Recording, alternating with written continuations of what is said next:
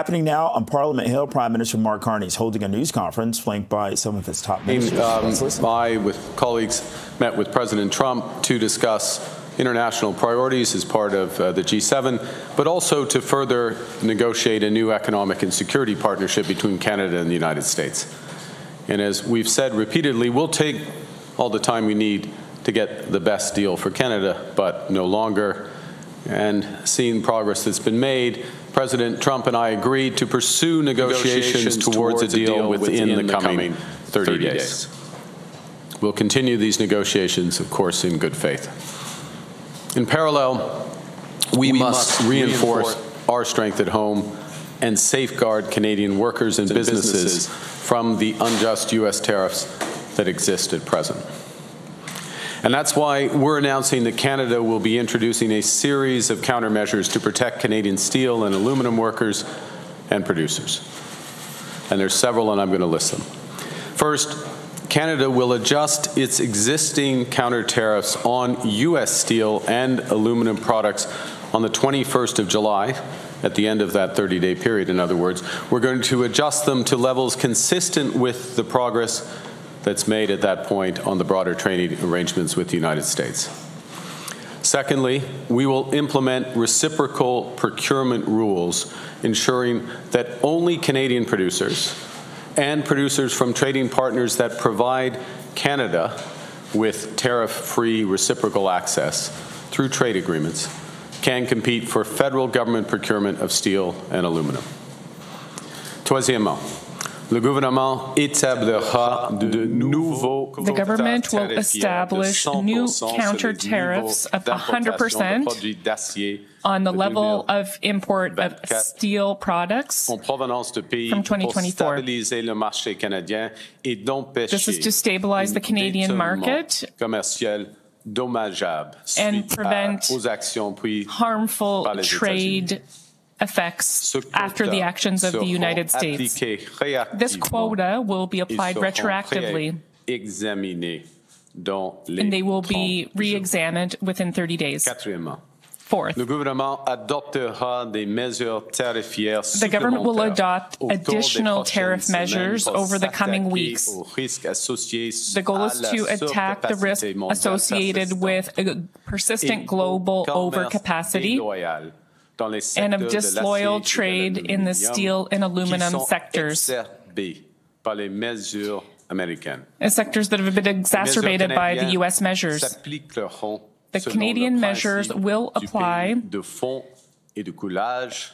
based on the country of foundry and for steel and the fusion and milling for aluminum. Framework for automobiles to favor the use of Canadian steel and aluminum in Canadian-made products. And finally, we're creating two government stakeholder task forces, one for steel, one for aluminum, to monitor trade and market trends and to better support government decision-making and workers going forward. Remind that the $10 billion large enterprise tariff loan facility remains open to help affected businesses access the liquidity they need and to return to financial resilience as the market stabilizes. In short, the government is responding to the impact of the unjust U.S. tariffs with multiple tools. We will review our response as the negotiations progress. I'll be meeting with the premiers of the provinces and territories tomorrow to discuss this response and our broader coordination going forward.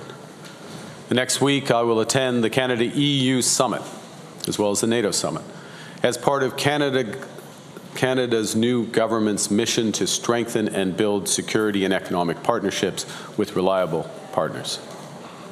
And this week, in this House, the Parliament has the opportunity to pass the core of our domestic economic response, the One Canadian Economy Act, because together, we as Canadians can give ourselves far more than the Americans can ever take away. Steel and aluminum workers are on the front lines of this trade crisis. These are the workers who will help us build one strong Canadian economy, the strongest economy in the G7. Alors, nous les protégerons, ainsi que leurs familles. And we will protect their families as well. And we will do that urgently and with determination. Merci beaucoup. And now Thank you very much. And I will be happy to take your questions. Thank you, Prime Minister. Merci, Monsieur le Premier ministre. Nous allons maintenant commencer la période de questions. We'll start with the first question. The Globe and Mail. Are you imposing anti-dumping tariffs because the U.S. asked you to as part of these negotiations over the 30 days? The short answer, no. There was not a request from the United States, but it's a consequence of the U.S. actions. As you know, the U.S. tariffs on steel and aluminum are global tariffs. They're not targeted specifically at Canada, but they, of course, affect our steel industries and our workers. And one of the consequences of that effect, or prospective consequences, is that steel from other countries, from third countries, start to come into Canada if we don't protect our industries. So we're setting these quotas. It's a long word, tariff rate quotas, but a quota for the amount of steel that can come in from third countries to limit that amount, to stabilize the market. And to be clear, we will be reviewing the level of those tariff rate quotas as this progresses. It depends on what the United States does, first and foremost with Canada, whether we come to an agreement in the next 30 days, but also what they do with the rest of the world.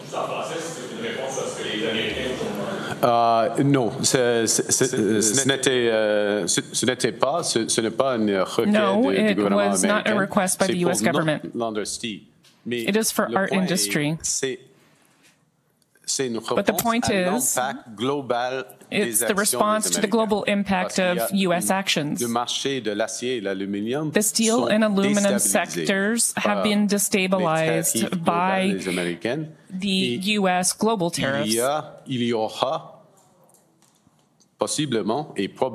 There will possibly or probably have negative effects here in Canada.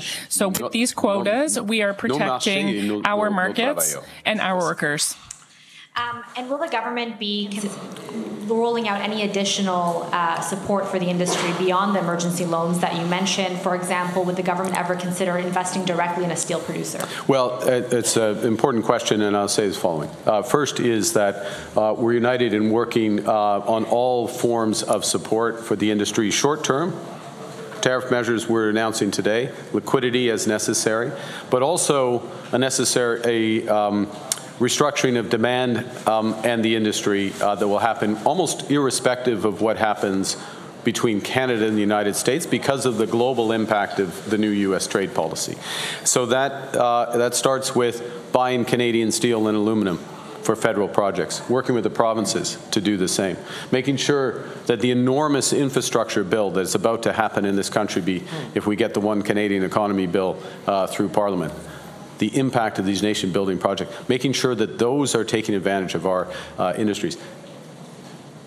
Same with autos. Same with the new defense spending that will be considerable over the years. And what we're working together is on those policies to encourage the consumption of Canadian steel and aluminum, but also we will be looking at how to finance the bridge of two industries that have been very oriented north-south, not exclusively, but very oriented north-south, to be oriented towards Canada first, and then globally with reliable partners. Thank you.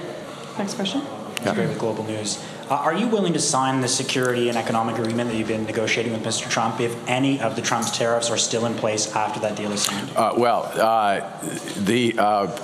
We're willing to sign a security and economic or commercial agreement with the United States that's in Canada's best interest, and only that. So that's the negotiation. That there is still some room to travel, so to speak, before we get to that point. But we have a deadline in order to achieve that, and if it's in Canada's interest, we'll sign it. If it's not, we won't. So you're willing to sign a deal with the Americans and still have some of the tariffs that Donald Trump has signed still in place? Ça dépend. It's a negotiation right now. I was anticipating the en français. Sorry, but yeah, it's a negotiation. We start from a position which is clear in terms of the tremendous contribution of Canadian workers, Canadian companies, first and foremost to jobs and livelihoods here in Canada, but to the competitiveness of the American, for example, specifically in the auto sector, where steel is so, and aluminum are so tightly tied, and our auto companies are so tightly tied.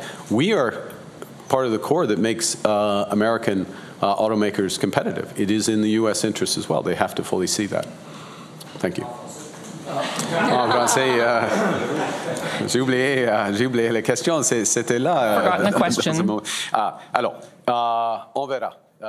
So we'll have to see. It's a negotiation, and if it's better for the Americans and for Canada, obviously the best thing is to have real and true free trade, especially in the steel and aluminum sectors as well as the auto sector. But they are negotiations, and we'll have to wait and see. Nous allons signer, en effet, but we will sign an agreement only that is in the interest of Canadian workers. Communicating with President Trump and to Mr. LeBlanc, what are your tasks during this next 30-day negotiating period? Okay, so I'll answer both. No. I think I would like to hear from Minister LeBlanc. The President and I communicate, I would say, relatively frequently on a range of issues. From our perspective, obviously this is top of mind. But Mr. LeBlanc? So thank you, Prime Minister. I'm having ongoing conversations with Secretary Lutnick. Ambassador Hillman and I met following the Prime Minister and the President's meeting in Kananaskis with Ambassador Greer and officials who were with the President in Kananaskis. We've agreed to have another meeting tomorrow. So I'm following up, as the Prime Minister said, conscious of the deadline that he and President Trump fixed. The fact that there's now a deadline set by the two leaders, I think, has focused the conversation. So I'm optimistic over the next 3.5 weeks that we can make some progress. And I'll be reporting to the Prime Minister as that progress unfolds. Thank you. And for the Prime Minister, what are Canada's goals during these 30-day talks? Well, I mean, the high level is the best goal, the best result for Canadian workers and businesses, first thing. Secondly, for that to be the case, we need to stabilize the trading relationship with the United States. We need to have ready access to U.S. markets for Canadian companies and for Canadian companies, and not have our hands tied in terms of our dealings with the rest of the world. Because I'll go back to something I said at the start and heard in every single interaction in Kananaskis. The world wants to work with Canada. Mm-hmm. The world wants to work with Canada. Minister Joly was just in the aerospace, with the aerospace industry in France a few days ago. Minister Champagne elsewhere. People want to work with Canada. We have major delegations visiting here. And so access to the U.S., for our mutual benefit, but very much an ability to trade with the rest of the world, which we intend to take advantage of, regardless of the outcome of the discussions with the U.S. Next question. Good afternoon, Prime Minister. David Baxter with the Canadian Press. So earlier you were talking about the importance of getting C5 passed. Last night we were hearing that the way this bill is being handled is laying the table out for a potential Idle No More 2.0. Are you prepared for a potential summer of protests, and how do you properly address the concerns raised by a host of Indigenous organizations at this point? I mean, the first thing is that at the heart of this legislation is Section 35 of our Constitution. At the heart is not just respect for, but full embrace of free, prior, and informed consent. It has to be seen as well in parallel with very major measures that this government is taking to not just support those partnerships, but also to finance equity ownership in these nation-building projects for Indigenous peoples, Indigenous groups, Indigenous right holders. That's the first point. The second is that this legislation is enabling legislation. It creates the possibility of these projects. Now, there's lots of suggestions of what the actual projects could be, but it creates the possibility, but a very clear process, which has at its heart consultation, full consultation with Indigenous peoples to define what is a nation-building project.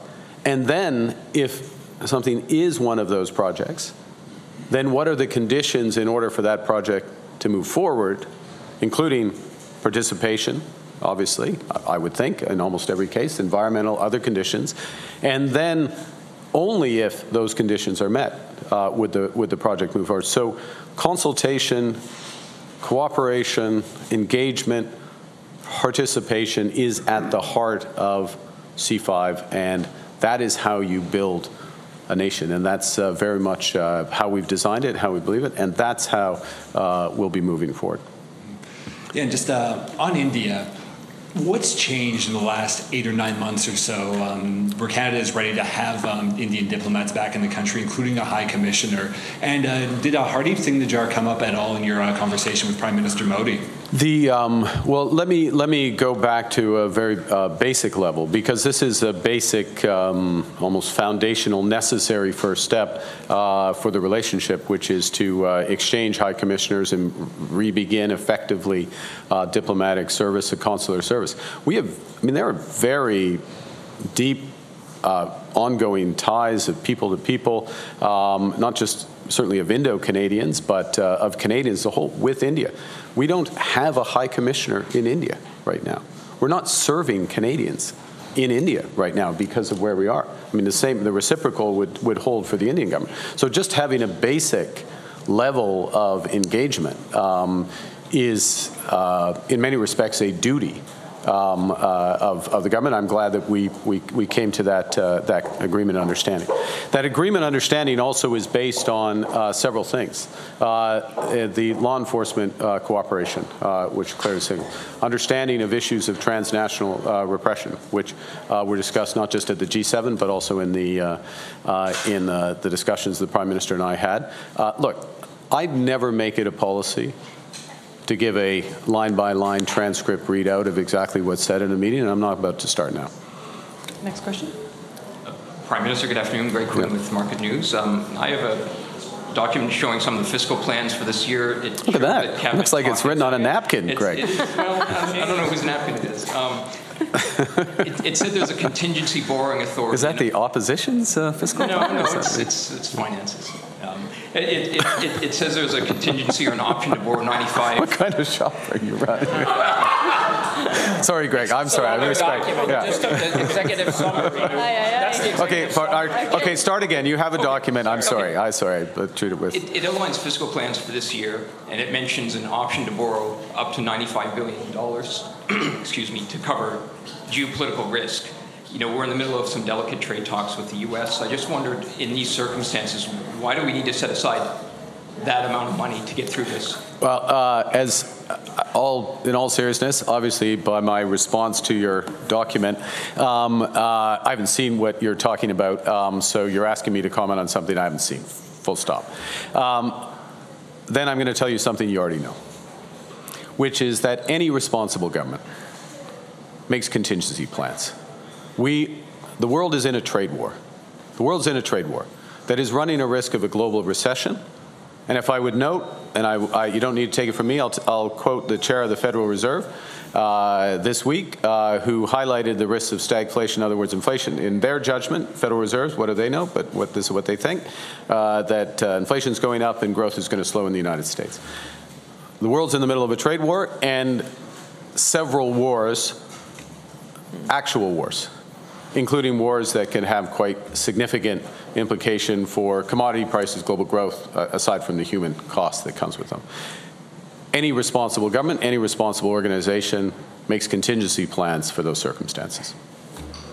Secondly, I'd like to turn to talk of making Canada an energy superpower. Yep. Danielle Smith has said, there could be a referendum next year, and the legislation around that is 170,000 people can put that on the ballot.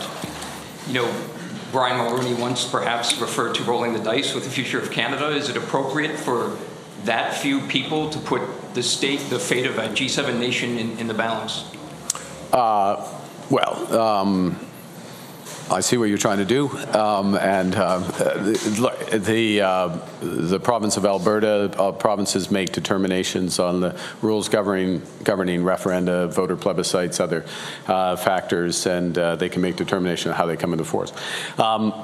Determinations on Broader issues of referenda on a federal level, including supported by Supreme Court decisions, are governed by the Clarity. I will refer to the Clarity Act. But look, what we're interested in, what Canada's new government is interested in, what Parliament, I think, most parliamentarians are interested in, is building this country, not breaking it apart.